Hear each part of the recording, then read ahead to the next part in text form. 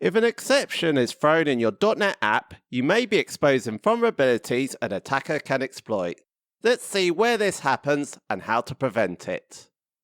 We're going to have a look at apps that use the Host.CreateDefaultBuilder or the now obsolete web host. These are apps that were typically created before .NET 6 and sometimes you'll see a startup class. In the product controller, when we run this endpoint, it's going to throw an exception. What's the response going to be when we run it?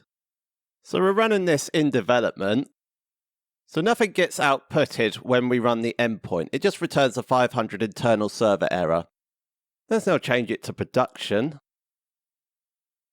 And once again, we're not getting any exception details. To add an exception page, we can go into program.cs and we can call app.useDeveloperExceptionPage. Let's run that again in development. So we now get the developer exception page. So on this, we've got details about the exception, the full stack trace, and we've also got a number of tabs here like the query, cookies, any headers, and routing.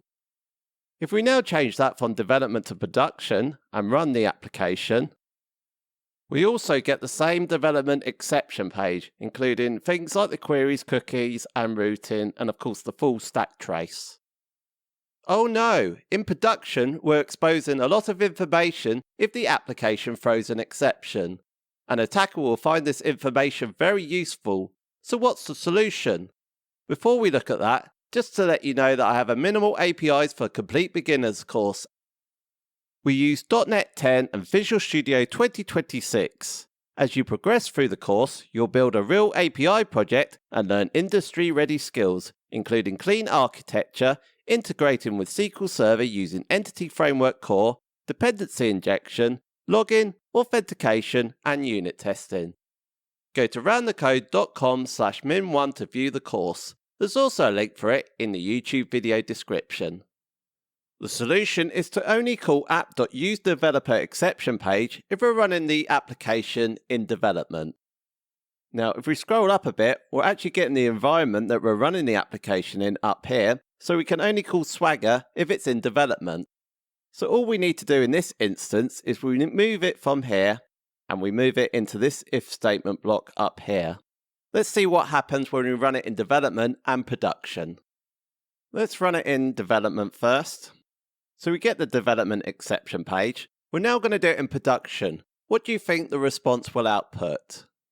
Let's change the environment to production, run the endpoint, and it hasn't outputted any response. Hit the subscribe button to be notified for any new .NET videos that are released on this channel. In newer apps that are created using the current templates, the developer exception page is enabled by default if you're running the app in development. That means the app.useDeveloperExceptionPage is not needed. When I say newer apps, it's apps that are created using WebApplication.CreateBuilder. These are apps that are created in .NET 6 or after that. Because of that, we can show this example using minimal APIs. So I've created a minimal API endpoint here. So it's passing through the web application. We've set up a group with products and we've got this show endpoint. This show endpoint is doing exactly the same as the previous example where it's throwing an exception when the endpoint is run. Let's see what happens when we run this in development.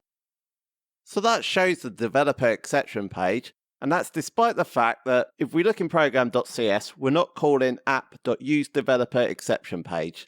Let's now change it to production. So we'll change the environment to production, and when it's run, no response is outputted.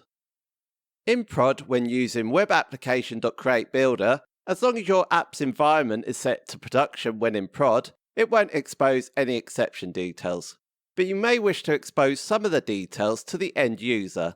To do that, you can use a global exception handler, and here's how you do it. To do that, we create a class. So we right-click on the project and we go to Add Class. We're going to name it Global Exception Handler.cs. We need to import the Microsoft.ASP.NET Core.Diagnostics namespace, and then we need to implement the iException handler to make it an exception handler. Now this throws a compile error. We need to implement the interface. So this requires the try handle async. We've got HTTP context, the exception, and a cancellation token in there. So because we've got the HTTP context, the first thing we want to do is we want to set the status code to an internal server error. So we call status codes.status 500 internal server error. Next thing we want to do is we want to change the content type, and we're going to set that to application/problem plus JSON. So this is a standardized format for describing errors thrown by the API. After that, we're going to output to the response. We're going to call http context.response.write as JSON async, and we're going to create a new problem details instance within that. Now with problem details, we can set things like the title. So for that, we're going to state the title as an unhandled error occurred. For the type, we're going to get the type of the exception. So we call exception.getType and then the name. Status, we can get that from http context.response.status code. So we're just going to copy and paste that in there. And for the detail, we can put what we want in here. We're going to get the exception message. And then we need to return a Boolean. We're going to return true. This ensures that the exception has been handled and the pipeline will stop. Let's now register it in the application. To do that, we need to call builder.services.addExceptionHandler, and we need to specify as a generic type the exception handler class, which is global exception handler. To make this work as well, we also need to call builder.services.addProblemDetails. We also need to call app.useExceptionHandler, otherwise it won't be used. Let's run the application in development first to see what happens. So it will override the developer exception page and it will output our problem details. Let's now try this in production. So let's change the environment to production.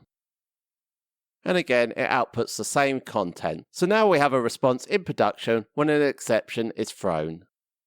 To do it in older apps, you find builder.configureServices and you call services.addExceptionHandler and you pass in global exception handler as the generic type. And then you call services.addProblemDetails in there. You also need to add it into builder.configure. So we're going to remove the developer exception page. So we ensure that we always show the problem details response. And we just call app.useExceptionHandler. And that's how you set it up in older apps. So that's how you prevent your app from being exposed to attackers.